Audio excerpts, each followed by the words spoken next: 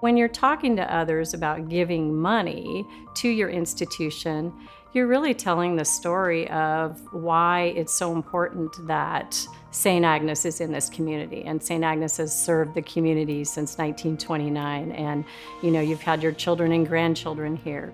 And that it's really something that they really want to be a part of. I lost my mother at the age of 12. She was 35 and she died of ovarian cancer. And at the time I had a sister and 2 brothers and a grandmother and an aunt who were incredibly supportive that really got us through that tough time. Very strong women that I think gave me the inspiration to really, be strong and try to remember Mom as the community leader that she was. She was just an incredible person, and that was definitely a defining moment. And then to realize that I came from and it continued to learn from very strong, dedicated, hardworking women. And I think that really gave me a great work ethic and confidence in myself as I moved forward.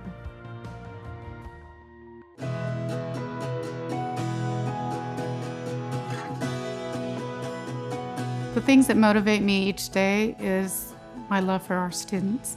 There was a need for students on our campus as far as being food insecure. You can't do your best work if you're hungry. I was able to participate and help to design the Fresno State Student Cupboard.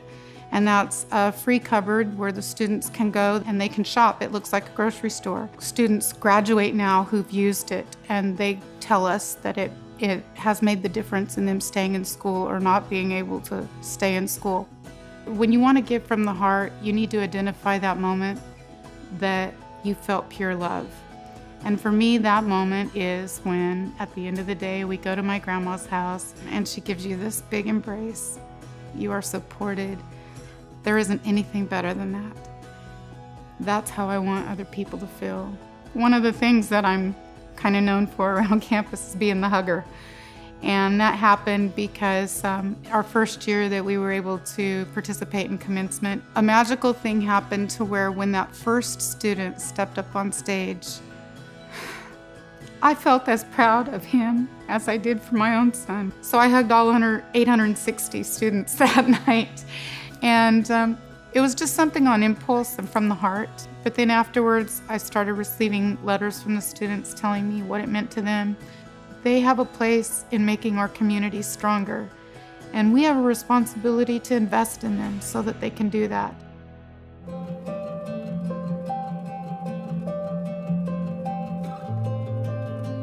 I've been quoted as saying I have the best job in the state of California, and I stand by that each and every day. Being the president of the largest community college in the Valley is a tremendous responsibility, but it's also a tremendous joy. I get to touch, through policy and through just walking down the halls, over 36,000 students. I believe in the transformational power of education and how it can change not only the individual's life, but the entire family and subsequently cities. I firmly believe that every individual is here for a purpose and that they need to find that within themselves. That's why education, I think, is so important, to help them find what their passion is, what their divine given purpose is. As a gay woman, I experienced some prejudice in my lifetime. I'm often very touched by students who will come up to me and go, thank you, Dr. Goldsmith, for being out and being open. And it's important that we let our youth know that it's okay and that people love you and that you have a talent and you have a divinely inspired right to love.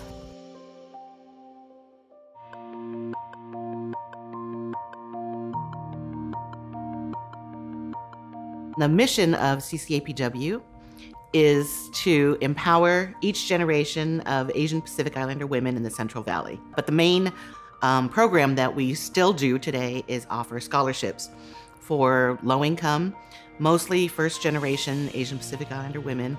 In addition to doing the scholarships, I thought that we needed to have some other kind of focus. And so that's when we started looking at domestic violence as an issue that we really wanted to do something about.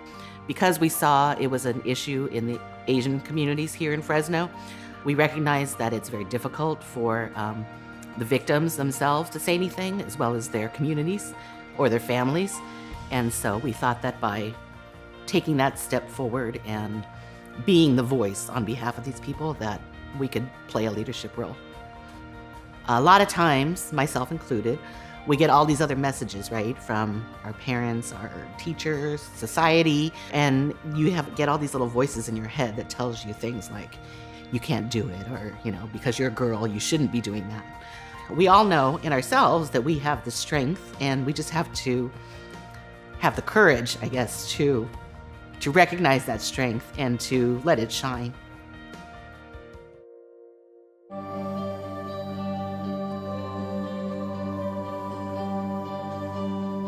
Our mission at Fresno State is to educate and empower students for success. And what an honor to be able to wake up every day thinking about how to do that. That really motivates me because we have the ability to impact not only our students who walk through the door, but them and their families for generations to come. I refer to myself as a proud alumna, and I really found my passion at Fresno State in recreation therapy. And I remember very vividly finding the major and just being so excited, right? And just being so satisfied and thinking, wow, wouldn't it be really cool to do what I needed to do, get additional degrees and so forth, experience, and one day to come back to Fresno State and teach. As a dean, and even as a department chair, I would often get the question, well, don't you miss teaching? I'm not necessarily in a classroom. I'm not necessarily grading papers, but I am, thinking about ways to best support folks towards their greatest success. And so that broad umbrella of education, even as a dean, as a faculty member and as a recreation therapist, a thread of, through all of that has been wanting to support and empower education and lifelong learning.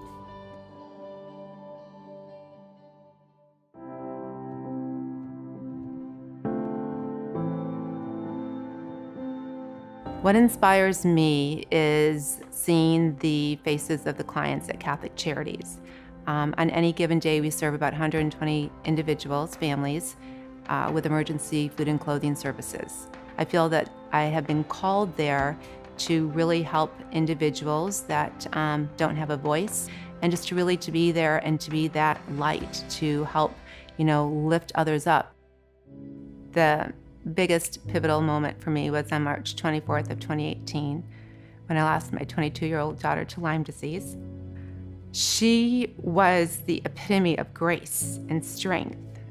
And even in her illness, she was inspiring others, texting, doing messages, just encouraging other people. So we knew that we wanted to do something special and to keep working with the Lyme community and those that had reached out to her. She really wanted to pay it forward. And when we knew that that wasn't going to happen, we made a pact, and I was going to carry on her wishes. So I've also started a foundation to carry on Alex's legacy. It's called the Alex Hudson Lyme Foundation. Our goal with the foundation is twofold. Not only do we want to create awareness and education and prevention in the Central Valley, but we also want to raise funds for research. Everything that I went through, all of my suffering, I'm going to be okay because I know where Alex is and I know where I'm destined to be, and I know that I still have a mission to accomplish right now, and that is to carry on her legacy and this foundation that I've started.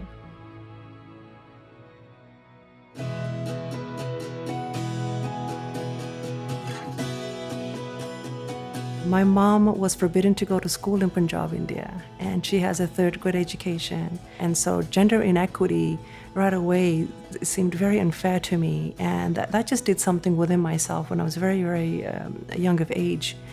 I've seen my mom such a strong, silent force in terms of resilience, perseverance, would overcome any type of setback, and very, very passionate lady in terms of her faith. And so there are two words I'll share with you that have been a driving force in my life that come from the Sikh faith.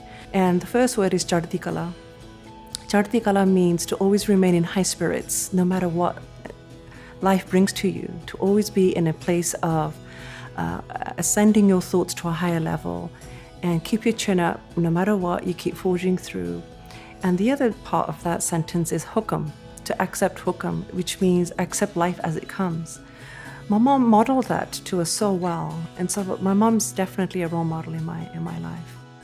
Any woman ever out there that thinks that she doesn't make a difference, she does. You just have to believe it in your heart. That's really what I would love to impart with any woman out there, because I was there. I saw my mom there, and you have to have faith.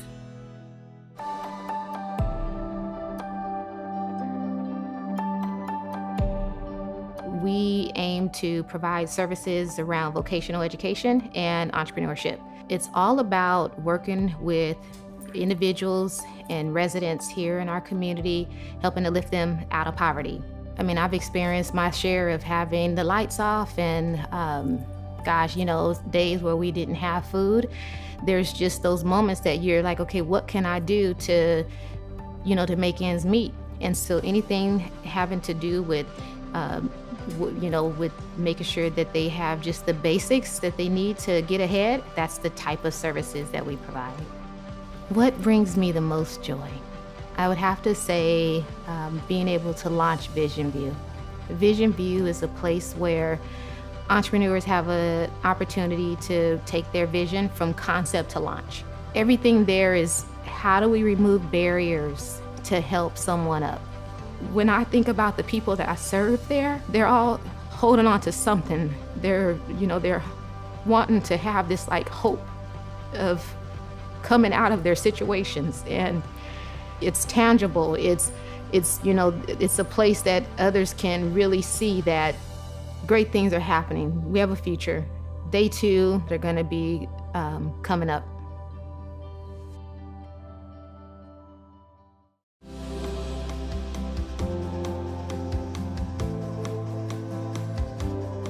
My father called me up one day. I was living in the Bay Area, and he said, "How serious are you about owning your own dealership?" And I said, "Well, that's my dream, that's my ultimate."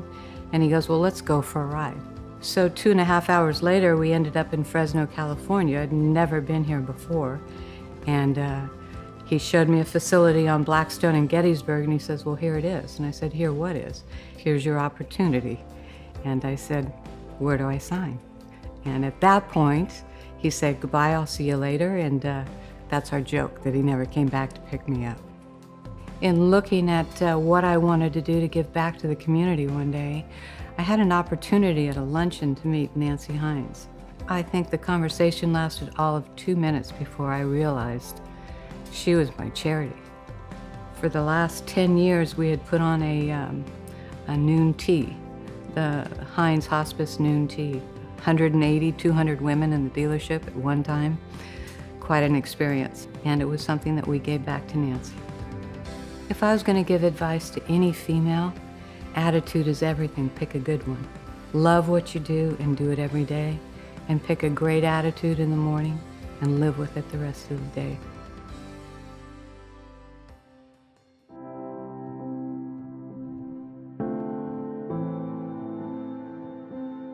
Stigma and discrimination in mental health is one of our biggest challenges. Whether you're looking at someone who's depressed after a breakup or someone who's diagnosed with a serious mental illness, one of our biggest challenges is for people to feel okay getting help. As society, we see it as a failure of people's character, that they need help with a mental problem, while we don't see any issue at all with them seeking help for a physical health problem. We have to change the narrative in our community about mental health, or we won't change the outcomes for people. This job has taught me the power of collaboration and the power of partnerships. Probably one of the more valuable lessons I've learned is you shouldn't try to do it alone, you can't do it alone, and getting more people in the boat with you, rowing in the same direction, you're gonna get a lot farther.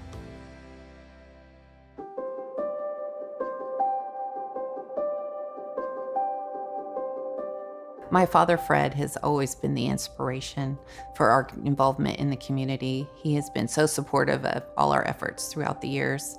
I remember in 1987, one of our very first Reese for Kids golf tournaments, we raised $2,500, and we were so proud to give 5 $500 scholarships.